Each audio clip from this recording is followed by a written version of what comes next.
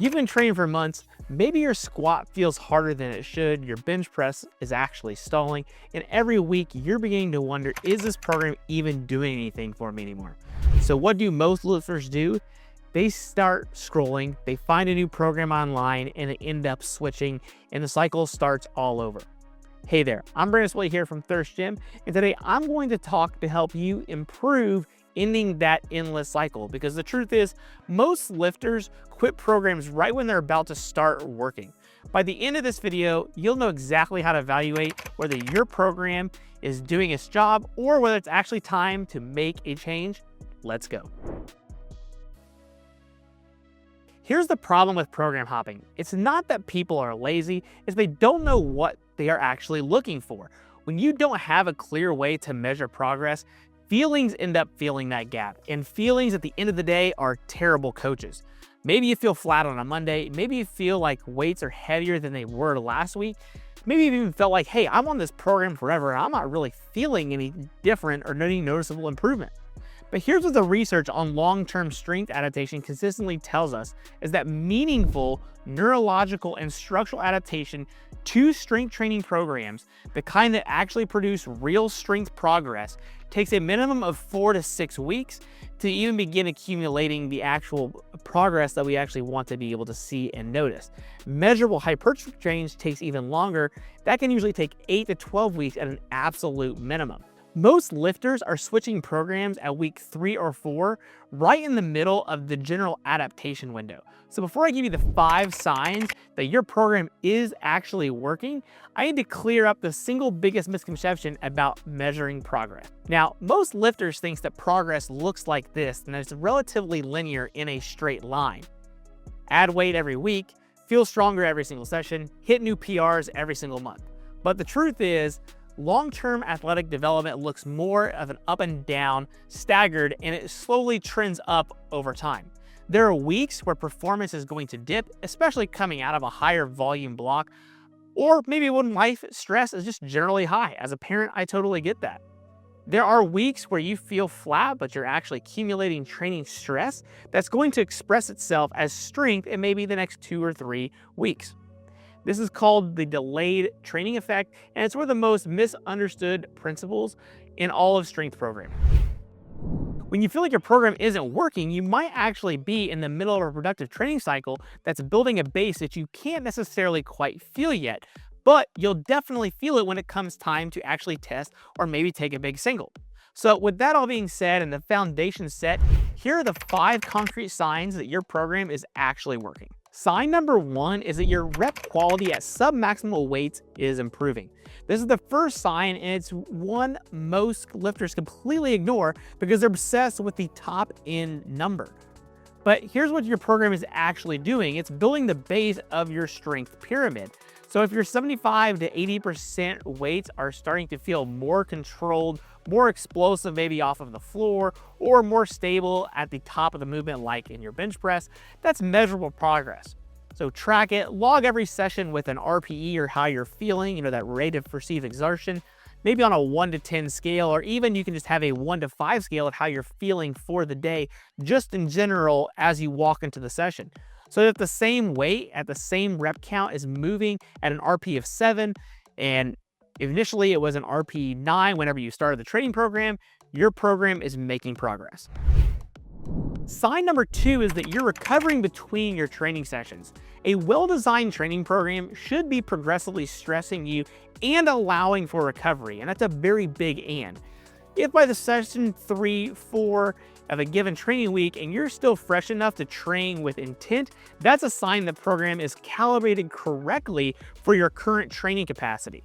Chronic fatigue that never resolves isn't dedication, it's a programming recovery problem at the end of the day. But if you're feeling appropriately tired after heavy training sessions, appropriately recovered after the light training sessions, the program is managing your stress correctly.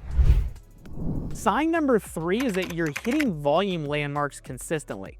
This is one that separates coaches from just the casual lifters or part-time coaches, is that tracking total training volume over time can show progress and is also going to be a metric that you really want to track at the end of the day when you look back on things. Volume is your sets times your reps times your load. So if your total weekly volume for your main lifts is trending upward over 4 to 6 week training blocks, even if by 5 to 10%, you're building the stimulus that's going to drive long-term strength and overall hypertrophy adaptations. You don't need to PR every single week.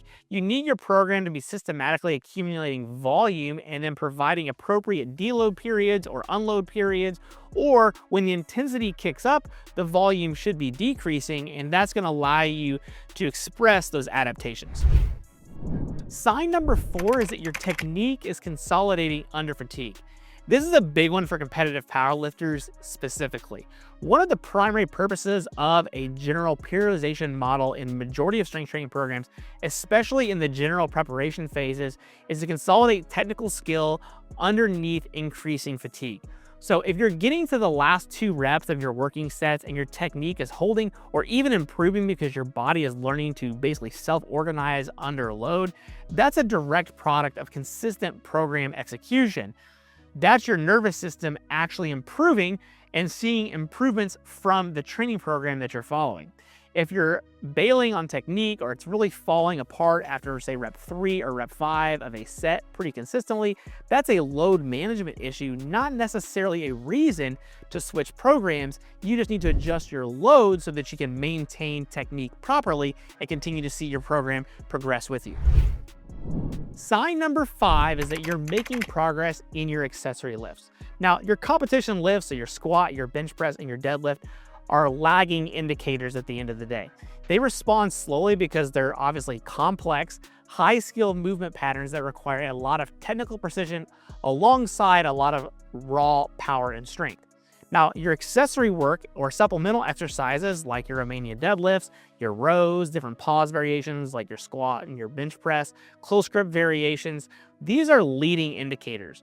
They tell you that the program is developing the specific muscle groups and movement patterns that will eventually express themselves in your main lifts. Now, if your RDL is climbing, you could bet that your conventional deadlift is probably improving as well. If your close grip bench press is seeing progress, then your full bench press is actually building up over time, and you'll probably see that compound as well. So don't chase the competition lift PRs every single week all the time. Chase the accessory progress just as importantly, and then you'll see that your main lifts will follow. Okay, now I'm gonna be honest here. There are some legitimate reasons to switch programs, and I think there's really 3 main reasons this exists.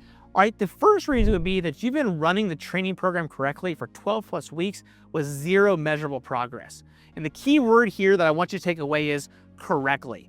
You've been consistently executing the program as written, hitting the prescribed sets, reps, and loads, and you had 0 movement in the actual indicators that I described after those 12 weeks.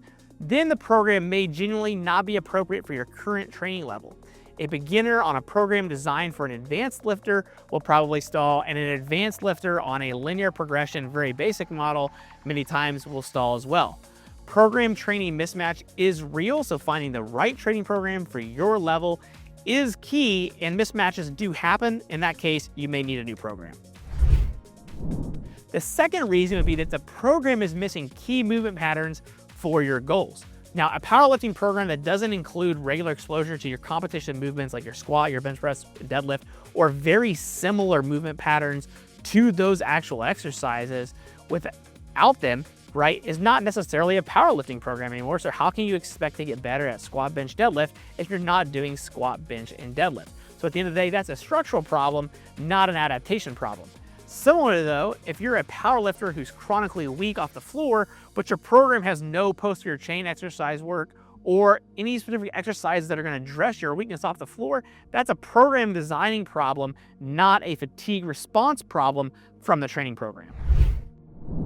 And issue number 3 is that it's creating injury patterns and problems, not just training fatigue. And there's a critical difference here between training soreness, so things like DOMS, muscular fatigue, general tiredness, and the difference between injury loading patterns like persistent joint pain, chronic tendonitis-based issues, or movement compensations that weren't there before you started the training program. Soreness is productive at the end of the day. It's not an indicator of a good quality training program, but it is somewhat to be expected if you are training hard, even at the most advanced levels. Injury, however, though, is expensive, especially on the timeline of making progress. If your program is loading you in ways that consistently produce structural pain rather than productive fatigue that's going to elevate you further in your training program, that program needs to be modified or replaced immediately. Now, before you make any decision about your current training program, I think there's 3 big questions you need to ask yourself. Number 1, have you been on the program for at least 8 to 12 weeks, executing it as written and done your best on your end to maximize your recovery from a food, hydration, and sleep aspect? If not, you need to continue to run the program, give it better effort, and then you probably haven't also given it enough time if it's been less than that 8 to 12 week time frame. Question number 2 is, can you identify at least 2 of the 5 progress signs that I described earlier that you could be making progress with? If so, then continue to run the training program. Progress is very likely happening, even if it doesn't feel like it and it's just somewhat delayed, or you could even be the thick of the training program that's at its hardest part, so it's getting hard to recover and you're seeing a slight dip in your improvement, but at the end of the day, you are making progress. Continue to follow the training program and trust as it is written. Question number 3 is then, are any of the 3 red flag issues that I talked about earlier as well, are those present? If any of those are present, now it's worth having a conversation with a coach or within yourself if you do your own training program about choosing a different program, making a modification, or transitioning to something entirely else. The reality is, most lifters and athletes that I've worked with, that I've realized that have program hopped or tried other things or have had bad mismatches with coaches, at the end of the day, actually haven't stuck with anything long enough to find out if it's actually working. Now, I have been blessed to work with very many clients and athletes for very long periods amounts of time in terms of years, and they continue to make progress because there's a relationship that's built at the end of the day. So having a quality relationship with a coach, if you do work with a coach, is also paramount, which I think is another reason you should give a training program a long period amount of time, because it is going to take time for everything to mesh together and to figure out how you each work best together. But at the same time, consistency applied to a sound training program will beat program hopping applied to an elite athlete or a beginner. It does not matter. Making sure that you're consistently committed to the training program, especially if it's a long-term program, 16 to 24 weeks, I think really is the sweet spot to genuinely give programming and or coaching a try to really make sure that it matters. And when you actually do that, you will begin to see progress, I assure you, if you're doing everything on your end and your coach is actually following general fundamental programming-based principles. Now, if you're currently on a training program and you're not sure whether it's working or not, drop your situation in the comment section below.